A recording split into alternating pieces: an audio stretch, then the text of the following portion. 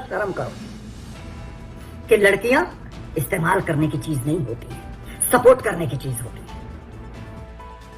नमस्कार दोस्तों, आप सभी का स्वागत है न्यूज बॉय भोजपुरी चैनल पर। दोस्तों, आप सभी को पता है कि भोजपुरी इंडस्ट्री के एक्ट्रेस आकांक्षा दुबे का मौत हुआ है। जब से भोजपुरी इंडस्ट्री में हाहाकार मचा हुआ, इसी बीच भोजपुरी इंडस्ट्री के एक सुपरस्टार यश कुमार ने भोजपुरी इंडस्ट्री के पोल खोल दिए। आप सभी को सारा कुछ बताएंगे, तो वीडियो को लास्ट तक बने रहें और हमारे चैनल पर नए हो तो चैनल को सब्सक्राइब करें।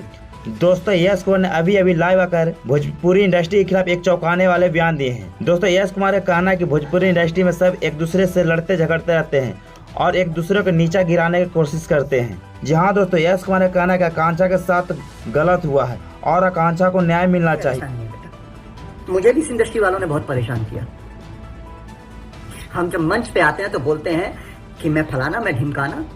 हम इंडस्ट्री वाले एक दूसरे से बहुत प्यार करते हैं, एक दूसरे के साथ बहुत घुल मिल के रहते हैं, घंटा रहते हैं हम लोग। करो कि लड़कियां इस्तेमाल करने की चीज नहीं होती है, सपोर्ट करने की चीज होती है।